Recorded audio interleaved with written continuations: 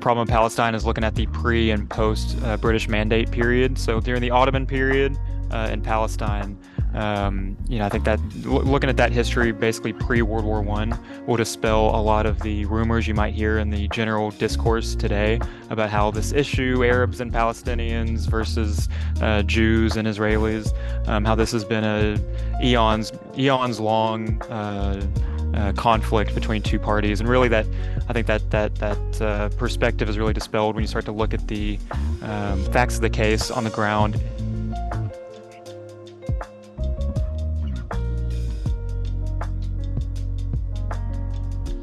When I went in July, it was my first time back in 17 years. And it was still heartbreaking, right? I went back to my family's village, and 17 years ago, the landscape wasn't marred by like settlements. And now, when you're in the village, any direction you look, you see the red roof settlements, which is just strange to be able to go back and remember something so vividly, and then the landscape of it is so different.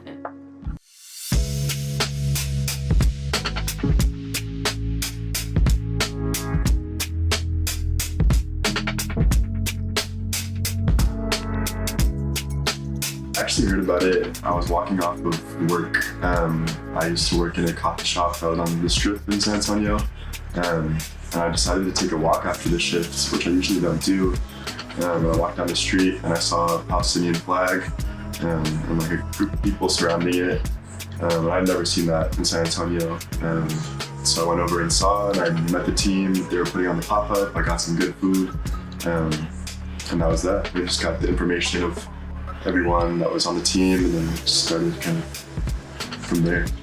The fact that they were promoting Palestinian cuisine as a way to exist, just in existence is resistance, in that term of bringing cuisine into the mix of that fight. And I think the creator Moureen does that really well, and so immediately made me drawn to want to participate in that. I heard about it from my friend Moureen, who was going to be starting a pop-up. So basically from right in the beginning, and one of the things that she said was, can you join me? She asked me and my sister Sarah if we would join her in it. I think it was like November, right before. So we started May 2022 February 2022. So yeah, the November before. I love to cook, and in the pandemic, so I'm Palestinian, and in the pandemic I decided, like everybody's cooking, baking, to try and make Palestinian recipes vegan, because at the time I was vegetarian, trying to figure out how to get those like flavors, just not use meat. And ever since then, my sister and I have been talking about how much we wanted to just cook for people and be a part of that. So it was kind of an easy yes. I was talking to my friend Alex and my friend Sarah about a name. And so Alex is not Palestinian. His partner Sarah is Palestinian. She's one of my closest friends. And so is he, but he was like, you should call it Saha. And he doesn't speak Arabic. And I was like, Alex, that's a genius name. How did you get to it? And he was like, Sarah tells it to me a lot because I sneeze. And so Saha in Arabic is like salud. It's used kind of like cheers, like to your health, that kind of thing. And so he was just clever enough to call it that. And I was like, I love that name. And I ran. I miss my knives, I'm not gonna lie. But I don't know why. Bradley, you said you'll give it spice too? Mm-hmm.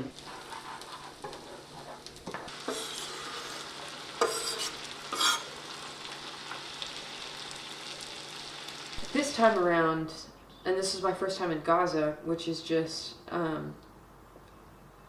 like a privilege beyond measure, because not every Palestinian gets to go, right? I mean, a lot of Palestinians don't even get to go to Palestine, but even Palestinians who have lived there their whole life don't get the chance to see Gaza. And to go in one of the most awful moments, arguably, in its history,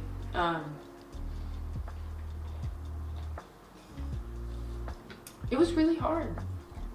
It was really hard to see a people who are so resourceful and strong and proud and deserving in a situation that my tax dollars are funding 80% of the bombs that are dropped on them, right? Like that's a guilt that I walked in there with, that I walked out there with too, and came back to the comfort of my home here, that I still don't know how to reconcile.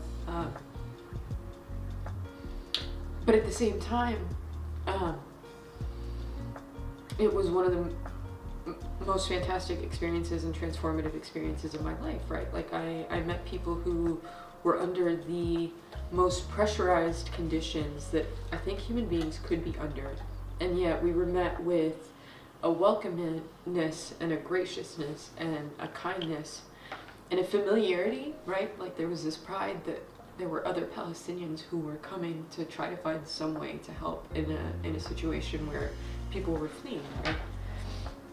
And it was, I don't know, it was really bittersweet. There were some times where it was just really, really awful and hard, and then there were times where it was just like, these are the most wonderful people I've ever met in my life, and I'm so glad that I'm here with them, even if it's during one of the hardest times of their lives. I don't think there's ever been better evidence that this is an apartheid state than today. And this is not just my voice speaking. I mean, I think South Africans, Irish folks, there are a lot of folks who would agree with this as well, who know a whole heck of a lot about apartheid. That's a lot of the definition of genocide, is not just the loss of life, but the loss of culture too, the intentional loss of culture, and killing any possibility for there to be a lineage of passing on Gazan culinary tradition, or passing on texts from a local library in the West Bank. And it's a lot of what Khalidi discusses in his book too, is this revisionist history is possible when you don't have a library to go back and reference.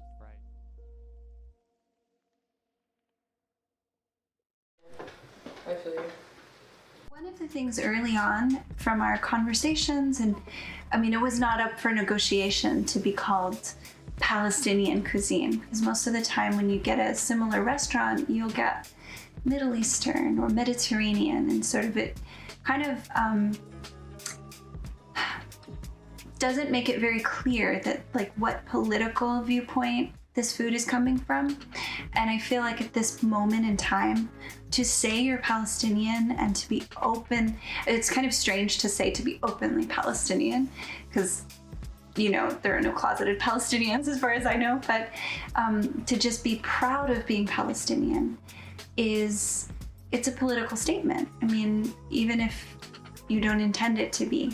My mentor during my time taking that class in undergrad said something that will always really stick with me. She said, there are only two places on earth where people have jewelry made out of the shape of that place. That's Texas, a little Texas cross, a little Texas, earrings or something. Texas and Palestine. And I thought, well, that's incredible. You think of how much me and my fellow Texans love where we're from, and how much that's a point of pride, and frankly, a point of identity, actually, in who I am, identifying as a Texan. And you think, I can't imagine the tragedy that's happened in Palestine occurring in the place that I call home, Texas. And so it makes a whole heck of a lot of sense that people in Palestine would be so proud of where they're from, and have such a shared history, not only across the Gaza and the West Bank, but also with other Arabs in the region. To be able to promote our own culture and to have it just be that, like some of these recipes are from Moureen's family in Palestine. That's an act of resistance, even if it is food and we're not, in the streets with our fist up, but we're out here cooking these, these recipes that have been in traditions for generations. And